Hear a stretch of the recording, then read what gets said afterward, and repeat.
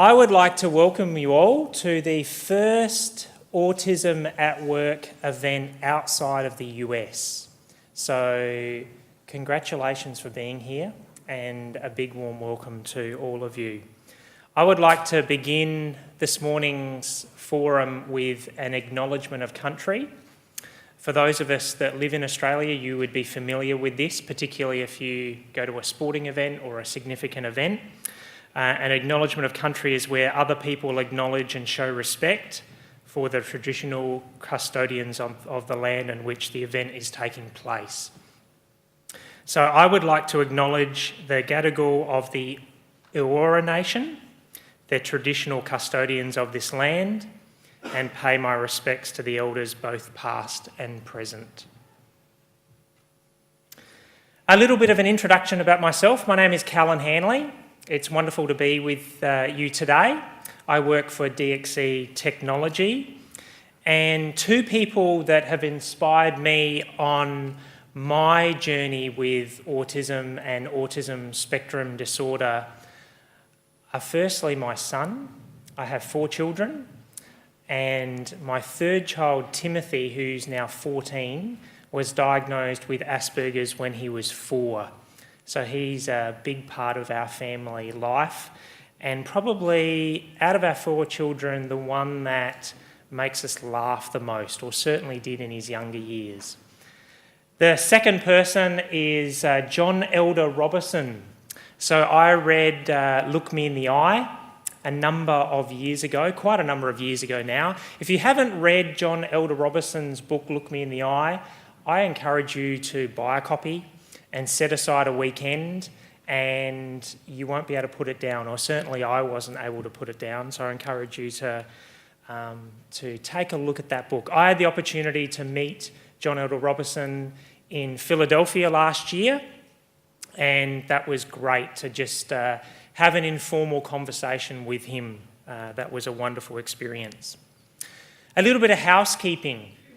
So, of course, we have the coffee machine outside, and the bathrooms are a little bit closer than where we were a little bit earlier this morning. So the bathrooms are out the door to the left, a little bit of a walk down the forum or the area outside, and you'll find the bathrooms down in that direction. If there's an emergency, just look for someone who looks official and looks like they know what they're doing. If there is an emergency, we'll have some instructions for you at that time. You also notice that we have someone doing some video work for us today, and maybe even today you might get yourself on camera. So we're going to try and pull some people aside at different times and do some informal interviews. Informal's the key. So it'd be wonderful to have some people on camera as we try and capture the event today. Okay, questions and answers. There will be a great opportunity for Q&A. We're running a couple of panel sessions later this morning. So whilst we have our speakers speaking to us, there won't be an opportunity for Q&A, but we'll have an opportunity for those speakers to come and share with us in more of a panel forum a little bit later in the morning. And we also have a quiet room. There is a quiet room. If you find at any stage that you need to step out and go and have some quiet time, down towards the bathrooms, there's a room down there. You can take some time out as well. I'm going to hand over to 3 people now for a few moments. I'm going to hand over to Andrew Davis, who is the Autism CRC Chief Executive Officer. I'm also going to then hand to Michael Fieldhouse, who is the Director of Emerging Businesses and Cybersecurity. And in the context of today, he's our Dandelion Program Executive for DXC Technology. And then we're going to have Colin Brooks come and share with us for a moment as well. Colin is the Managing Director of SAP for Australia and New Zealand. So I invite Andrew to speak with you.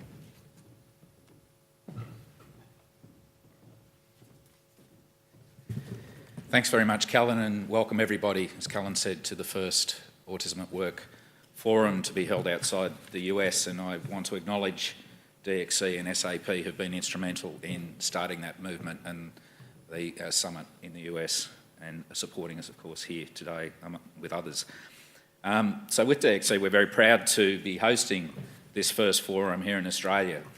The CRC was founded in 2013 under the Commonwealth Government's Cooperative Research Centre program, and it's the first time anywhere in the world that we've really got a national collaborative effort looking at research and its translation for impact amongst the research community, industry, service providers, government, and of course our ultimate consumers, the autism community. The vision of the Autism CRC, as it says on the banner here, is to see autistic people empowered to discover and use their unique strengths and interests. And there's little that empowers more than having employment, being gainfully employed. But unfortunately, the stats are not great for our community. In Australia, workforce participation rates amongst the autistic community sit at 40.8% compared to 53.4% for the disability community more generally, and the general population participation rate over 83%. So what we've got is a significant untapped pool of talent in our community. And as you'll hear from others, including Susanne later, jobs that we can't match people to. This is sort of born from a traditional approach of disability or deficit as opposed to ability and strengths recognition. And programs such as those being delivered by the employers that you'll hear from today very much focus on the strengths of those on the spectrum and how they make sense from a business point of view for employing those people in their workforce. So I hope you learn a lot from your peers today and take away some lessons, because we're really establishing a beachhead here for generating, as someone said earlier, the business case for why we should be doing more of this and making use of the strengths and skills of those on the spectrum. You'll find more about Autism CRC in your satchels with a program update that we put out regularly. This is actually being launched at the Asia Pacific Autism Conference, which is being held over the next 3 days here at the ICC, and we're happy to have the forum run in connection with the conference. It says in this, given that it's being released tomorrow, that this was a very successful day, so I'd implore you all to do your best to make sure that that's the case. I want to thank Michael Fieldhouse and the team at DXC for all the hard work in making this event happen as the co-hosts, and I also want to thank our sponsors who you see on the screen here: ANZ, SAP, Symantec, Life Without Barriers, People Bank, La Trobe University, the University of Queensland Business School, and Optimise. I hope you have a great day and as I say, take a lot of lessons away, and let's continue to build this beachhead. Thank you.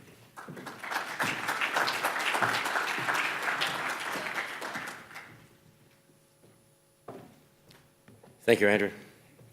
Yeah, and firstly I'd like to thank everyone for participating in this forum.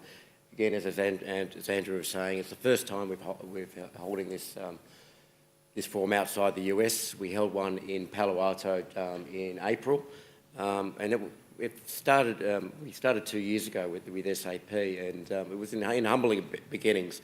But this our last forum actually had 700 participants and 425 people in a career fair, to give you an idea of perspective. So even though we're starting off small here, we have the expectation to grow it. So it's been a great honour to actually work with SAP with these forums.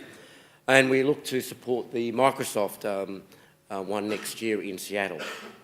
It's only made possible with mostly with you guys being here, our sponsors, and also the autism community. And obviously, I'm quite humbled. It's actually now being outside the US, being actually in my home country. So I hope that you take some learnings away from today. We'll have some interactions, ask more questions, and we are really wanting you to have a peer-to-peer discussion. Thank you. Colin, thank you.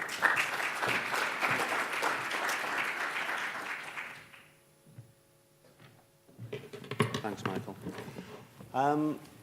for those of you at the back, I'd suggest you come forward because the goodies are on the seats at the front.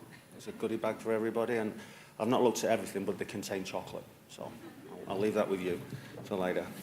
So welcome, everybody. You must be feeling quite welcome now. I think that's the third or the fourth welcome of the morning. I'm certainly looking forward, although we're a sponsor, this is quite new to SAP, so we're here to hopefully listen and learn from some of the experiences and the programs that you guys have in place in your own organisations.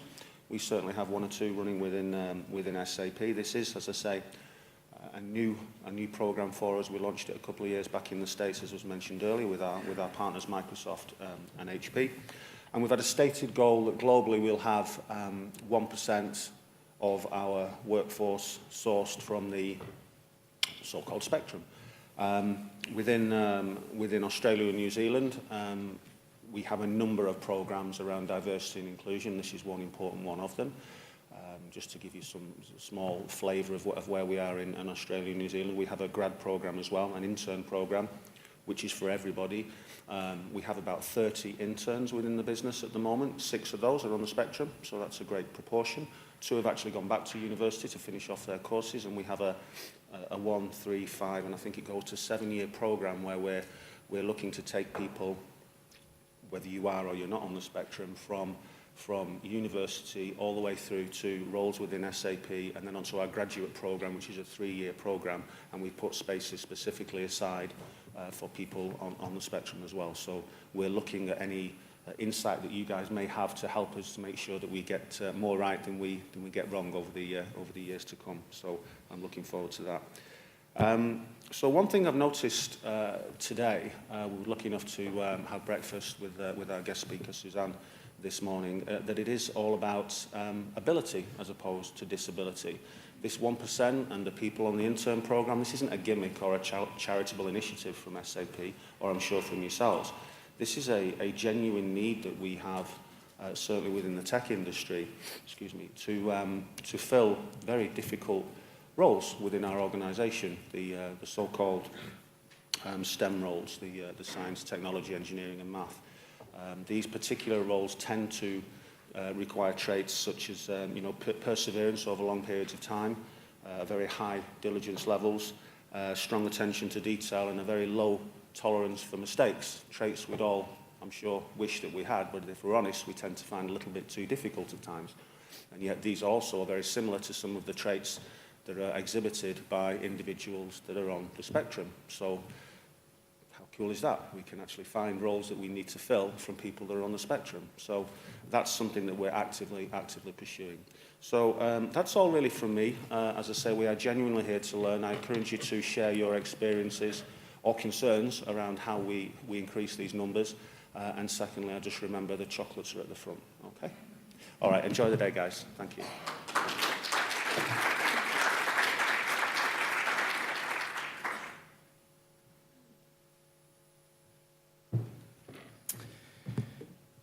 Thank you to Andrew and to Michael and to Colin. We're going to now kick off with some of our guest speakers for today. I have the wonderful privilege now of introducing Dr. Susanne Bruyere, my friend from the US.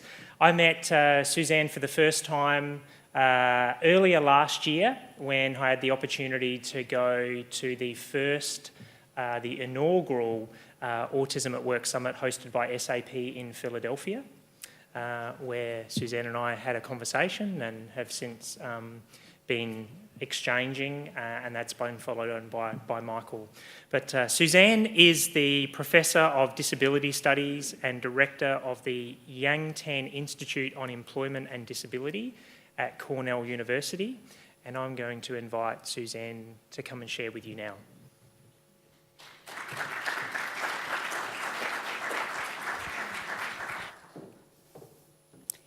Thank you, Callan.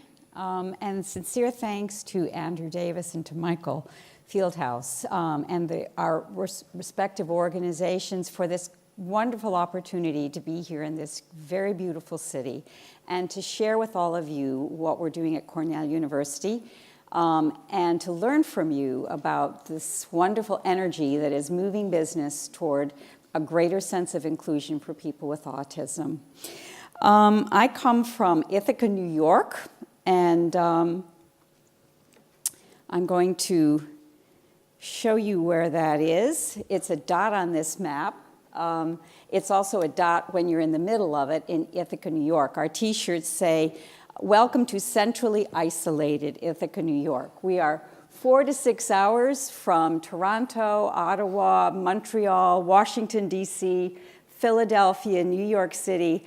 It's beautiful, it's very rural, but it is quite isolated. The university is there, and I'll tell you a bit about that. These other dots are on this map because we have a presence in Qatar.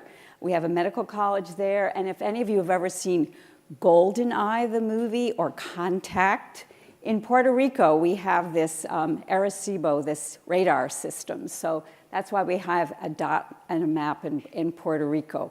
So we have a global presence, a global interest, and that's why I'm here today. We're a land-grant institution, and that means we have a responsibility to take the knowledge from the university out. And we feel like we have a responsibility now in a world that is growing smaller, to be at venues like this, to learn and to share the information from the university. A little bit about us, so you can put what I'm sharing in context. We have about 22,000 students, 10,000 faculty, 22 libraries, 4,000 courses, 108 graduate fields, and 80 formal majors, so it's a good-sized institution. Not the most largest. These beautiful pictures of our campus are real. It does look like that, but it's only for 3 or 4 months of the year because the rest of the time we have lots of snow. So it looks quite different. It's very white. Colin mentioned the Yankton Institute, and indeed within Cornell University is a college for the workplace, the School of Industrial and Labor Relations, which is where we are housed. And within that are 11 institutes, one of which is focused exclusively on employment and disability issues. And there has been this focus, I'm proud to say, in the ILR school since the 1960s, a recognition that part of the workforce should be a consideration around getting people into work and keeping them there. It's changed considerably as we've learned about what workplace disability inclusion really is. And so we focus on the kinds of things I came prepared to share with you today. We're an enterprise unit, which means like we're a small business, and we conduct research, which I'm going to be sharing with you today. But we also do what we call knowledge diffusion. It's not enough just to create new knowledge, it's really important to get it out there. We have a very multidisciplinary team. So what I come to share with you comes from economists and lawyers and psychologists like myself, vocational rehabilitation counselors, special educators. It really takes a lot of minds, and all the minds here are a part of that, to bring to bear on making a difference in terms of getting people with disabilities into the workplace and keeping them there and doing that well, and letting our workplaces learn about that. I'm very proud, and I think it's just the beginning of a partnership with some of the people in this room, one of which certainly is DXC. I'm here because of their generosity and that of the sponsoring autism organization, CRC, and we have now a partnership with DXC that allows us to open source materials that they have developed for the program, which now has enough history that we have very evolved materials. So I'm going to promote that and say if you have an interest in accessing what information about what DXC has done today, that's available. And we have at the end of this slideshow, we have the link for you you can get to. So a bit about what we're focusing on today to get to the heart of the matter of this sharing. First of all, this is an appropriate conversation for those of us in business. The workplace is changing rapidly, and talent is needed. I cited this morning at an executive breakfast that in a recent study by the OECD across 9 countries, they verified that 40% of jobs is needing talent, either because of turnover or because we don't have the right match of skills to jobs needed. So we have a labor source pool deficit that we need dearly to address. We also now have support for this kind of interest in global directives in human rights, the UN Convention on the Rights of People with Disabilities, and economic development support for inclusion of people with our sustainability goals that now include people with disabilities. This focus that we have today and for the conference that remains for the rest of the week is an important one. Neurodiversity inclusion strategy is good business, and key businesses are showing up. Some of them are the sponsors. The main ones are the sponsors of this event here. This is catching on in the United States and worldwide as something that businesses can use to enhance their business strategy. And we know, and that's what I've really come prepared to share with you today, that there are workplace HR, human resource practices and policies that can improve our approach, shorten the window of success in recruitment, in hiring, in career development and retention, and just workplace inclusion, making people feel like they belong and allowing them, supporting them to thrive. And we can apply what we've learned to this movement in increasing neurodiversity in the workplace and people with autism. So to do so, we need innovation in talent management. As I mentioned, companies are looking for skilled labor that's globally. It's not just unique to the US or to Australia, and many jobs are going unfilled. Yet many groups, like people on the autism spectrum, are largely unemployed. In the United States, people with disabilities across a wide variety of disabilities are employed at a rate of about 35% compared to 78% for people without disabilities. So we have a long way to go. Those numbers are even a wider gap for people on the autism spectrum, and yet there's many talents there that we could access. So it is a significant underuse of talent, employment, and economic disparities. We find that when people aren't employed, there's a higher likelihood of poverty. It impacts the whole household income. And this is an opportunity for change. There is increasing flexibility, although I think the case will be made that we need more.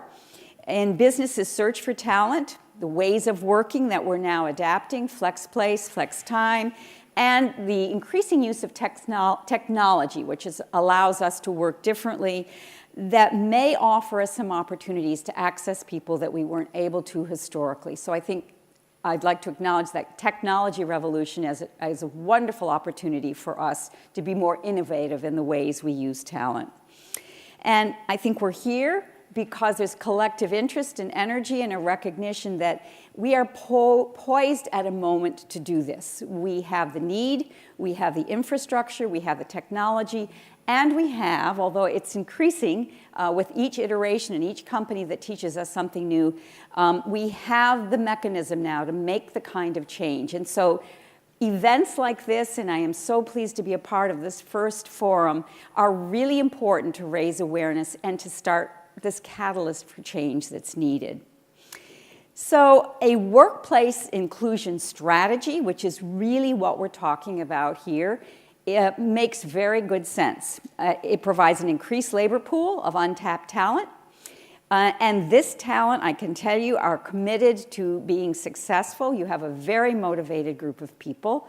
We can see increased productivity, and I'm sure over the course of the day, some of those statistics will be shared with you, that we're finding some of our companies have begun to try to metricize our experience, which is really important for us to be able to document what we're seeing and convince businesses who haven't yet started this journey that indeed it is good business to explore this talent pool. It increases diverse thinking and problem solving. That's always one of the things we talk about when we talk about the importance of diversity and inclusion, is that it does open up the conversation to new ideas we would not have otherwise discovered, and that is true certainly for people who are neurodiverse, including them in that kind of conversation.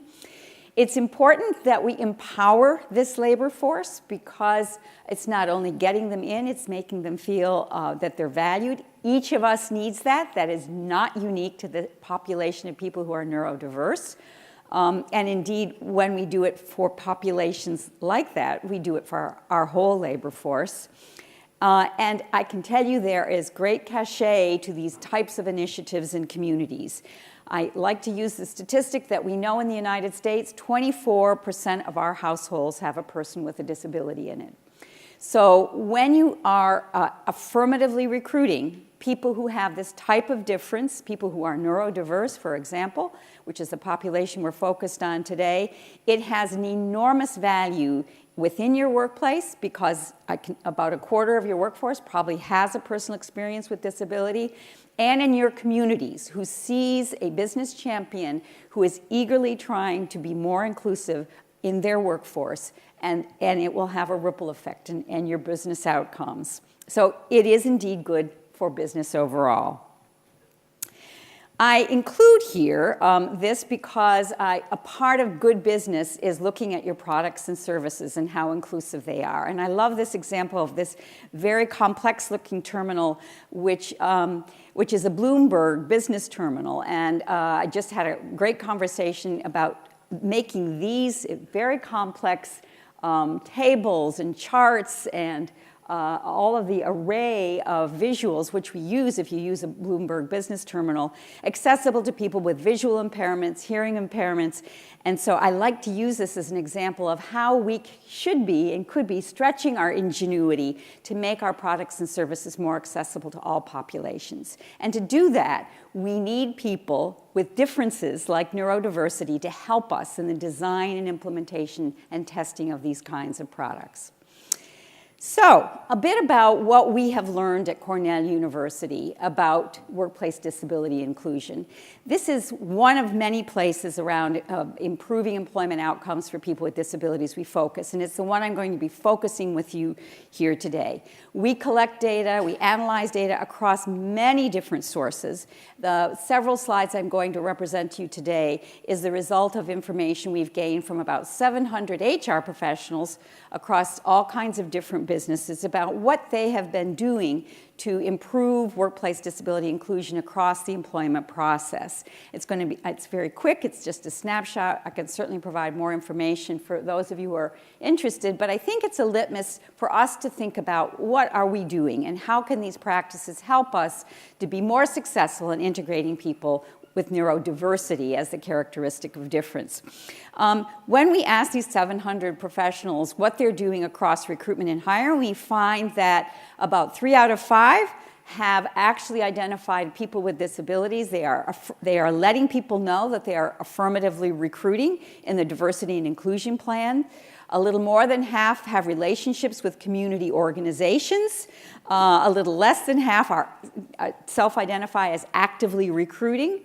About 1 in 3 say they have strong senior management commitment. About a quarter use tax incentives, which in the US can be helpful to small businesses. There are targeted tax relief for people who affirmatively hire people with disabilities.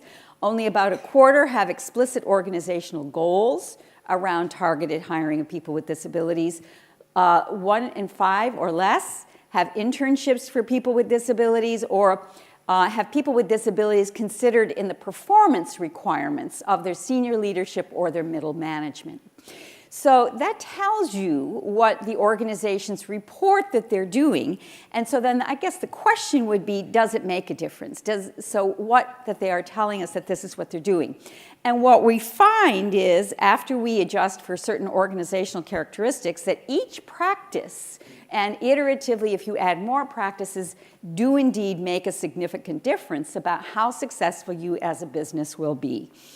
And here's what we find. So if you want to know where should you start, where should you as a company, if you've not begun the process yet, focus, I'm hopeful that this may be helpful to tell you where the energy may have the biggest payoff. We find that companies that have targeted internships for young people with disabilities, in this case would be people who are neurodiverse, are 6 times more likely to have hired a person with a disability in the last year. There's a great cachet in having these types of exposures. Partly because you're being able to look at, give a test to talent, give them work experience, but also because your workplace becomes more familiar with what it takes to support and surprises supervisors about how well these kinds of programs and these kinds of individuals can perform. Not surprisingly, but it's funny how we often forget that the voice of senior management in supporting these kinds of initiatives is critically important.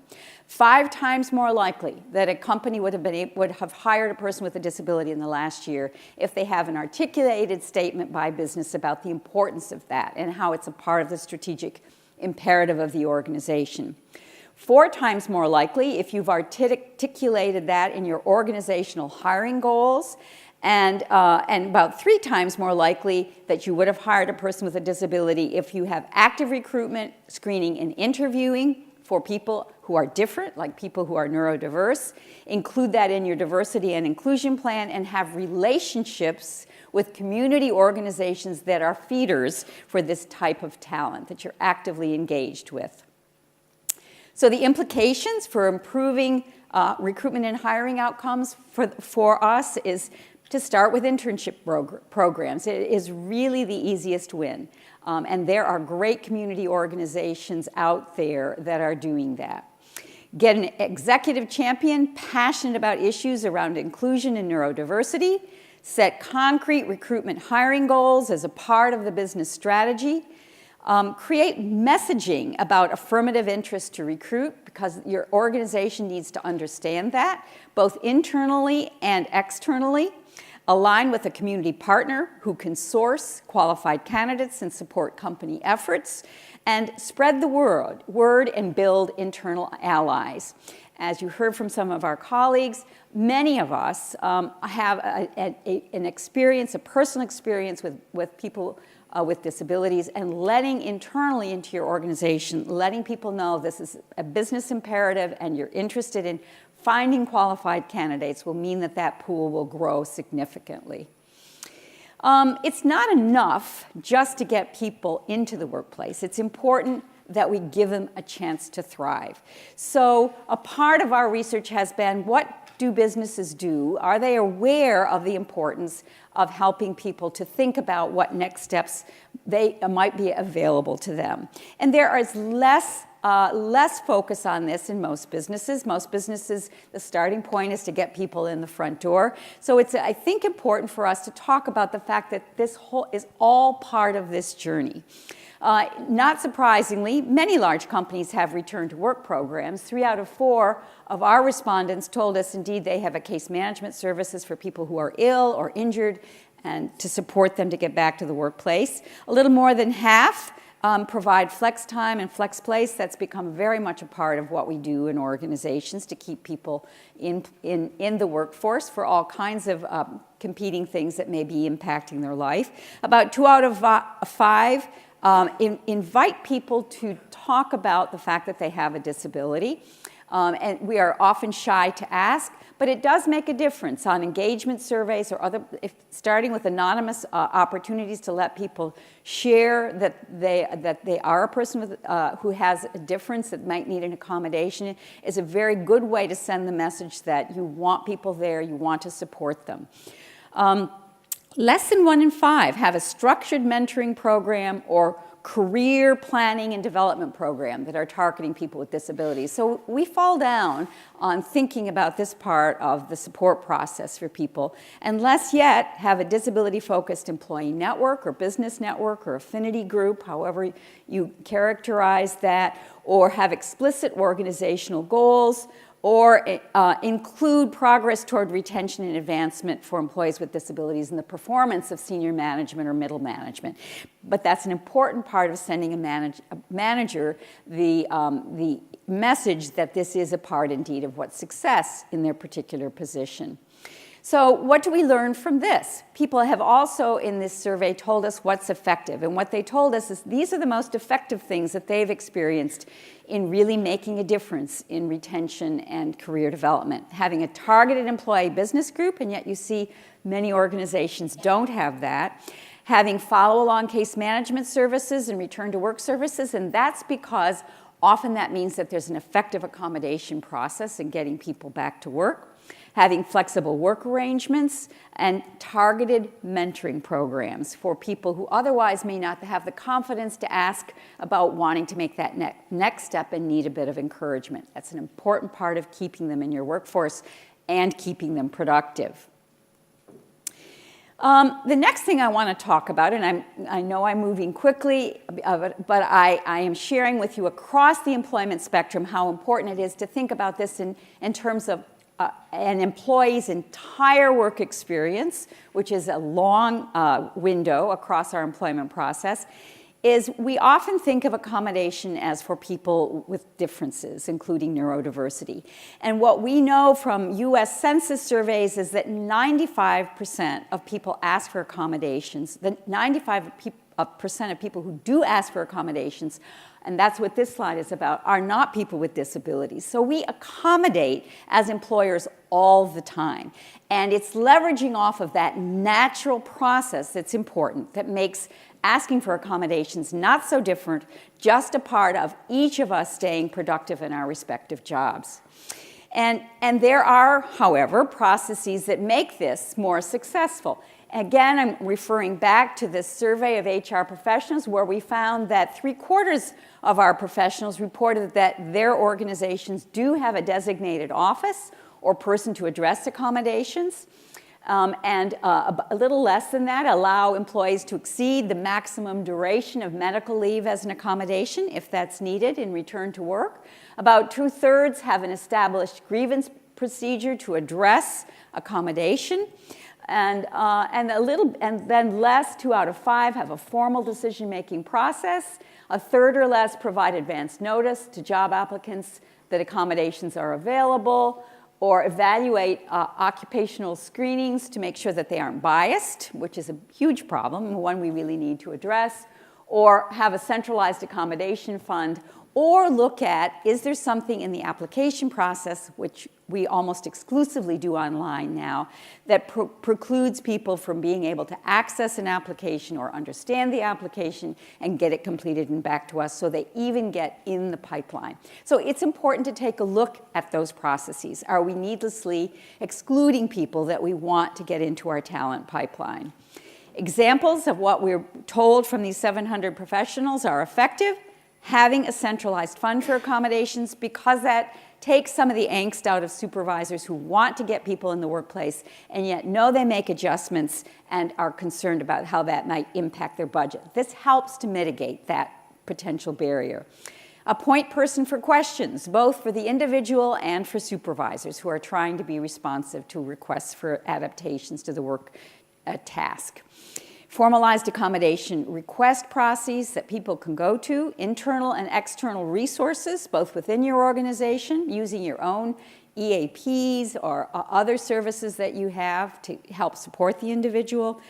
Getting targeted training for supervisors to relieve their concern about how they respond to kinds of requests that perhaps they're not used to. And embedding a sense of people with difference, like neurodiversity, belong in our workforce, and we're going to do whatever it takes to get them included, get them in the front door, help them to stay there and to thrive and feel connected. So what we're doing in this process, I must say, is making workplaces where people, all kinds of people, can be and can thrive.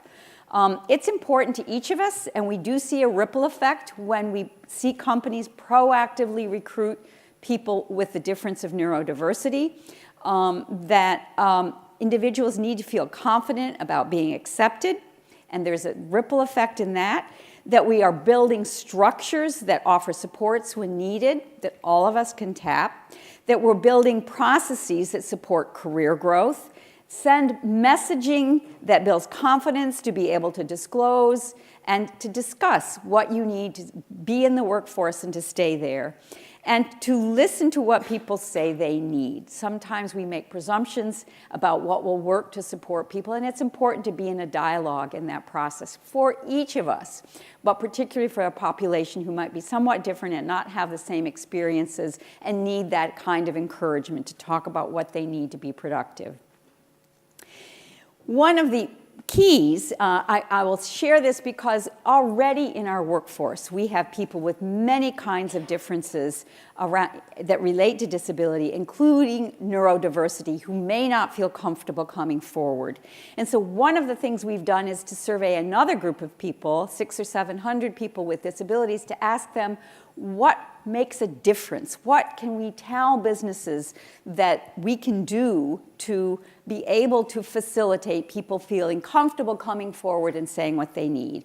And these are the factors that this group of 600-700 people told us make a difference in terms of them feeling comfortable. First of all, if they need an accommodation, that will be a prompting, otherwise they may not, a prompting facilitator. About little more than 2/3. About 2/3 said having a supportive supervisor. True for all of us. That makes us more comfortable. Something that sends the message that this is a disability-friendly workplace, like active recruiting, or knowing of the successes of other people who asked for an accommodation, said they need something to stay productive, and they had a good response from the organization and or from the supervisor. Disability in the diversity statement, which we talked about. Or they feel that because of mentoring, because of conversations about what an interest in keeping them there and letting them thrive, they know that if they say what they need, they can come forward, and it will mean that they may be able to progress in their job. Here are things that we were told are barriers to that, barriers to feeling comfortable coming forward and saying who we are.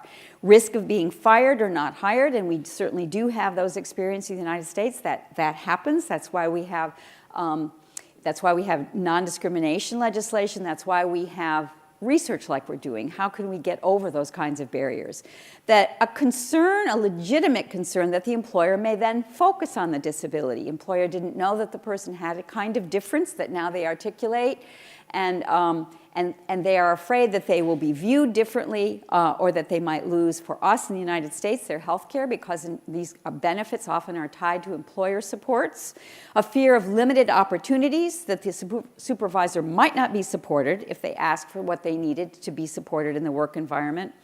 But of significant concern that they will be viewed or treated differently, or that they will come forward and talk about it and it won't make a difference. They would have shared that vulnerability and it won't make a difference in terms of their being able to move forward. Far fewer, 1 out of 4, is a concern of privacy. It's more a concern of a loss of status in the people that they work with, a fear of being viewed differently and less than they were previously. So these are important things, culture things, for us to be aware of and be concerned about as we shape the messaging around true inclusion for people with neurodiversity characteristics. And we know it's really important. I know most of you are leadership people here, that you carry the message of how important middle management is in making workplaces inclusive. The manager's role is really key to the experiences of all workers, but particularly those who have these kinds of characteristics that may make them a bit hesitant to come forward, or once they come forward, maybe not confident in taking the next steps in their job.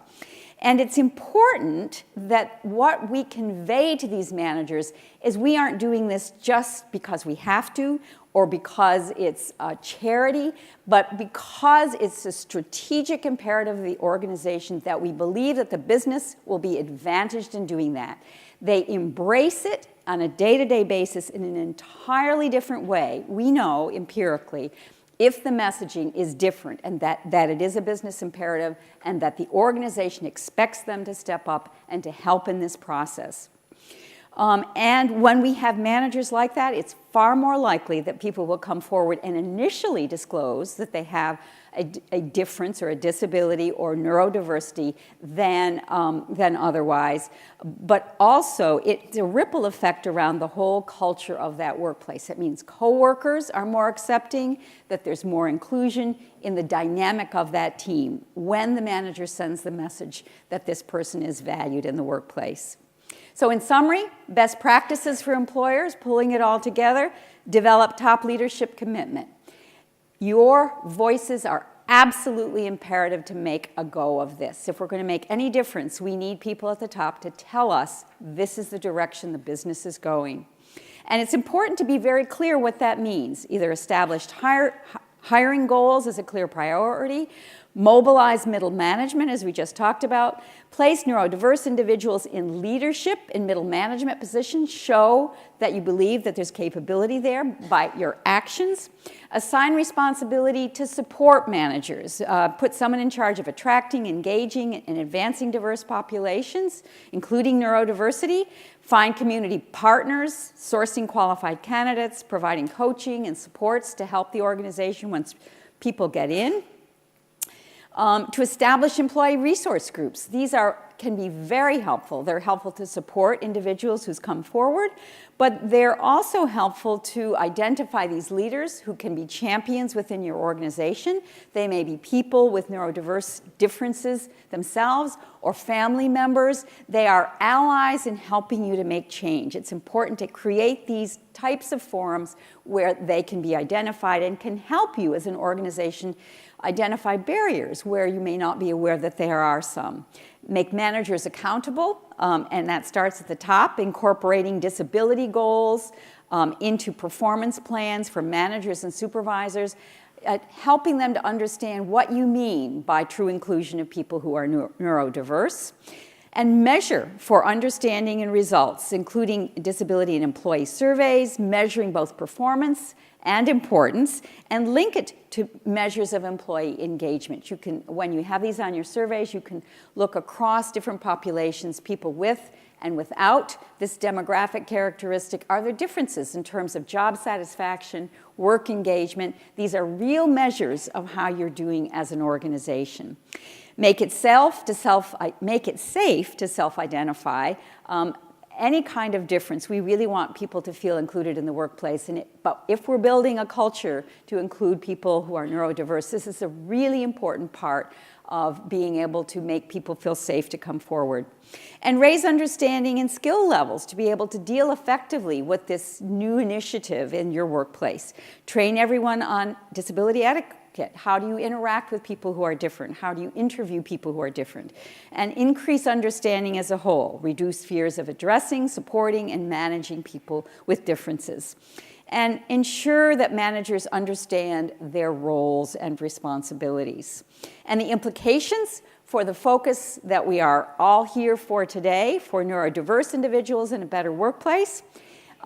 Employers have begun to think about and work on disability inclusion. We are on a path already. Most of us have been through various iterations of diversity and inclusion in our organizations over the years. This is a critical next generation on that path, and one that will have enormous ripple effects across our organizations.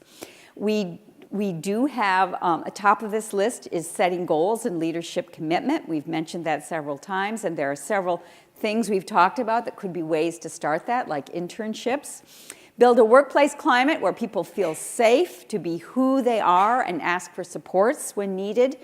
And the ultimate success in improving employment outcomes has to be a partnership. There are many players that can contribute to our success. The employer, the neurodiverse individuals and their families themselves, they have lots to teach us about how to do this effectively, and key community partners. And I will leave you with this list of resources. Thank you so much for the opportunity to be here, to our hosts. Thank you for the opportunity to have your ear for this time I've been with you, and I hope I will have an opportunity to interact with each of you at some point over the coming days. I appreciate your attention.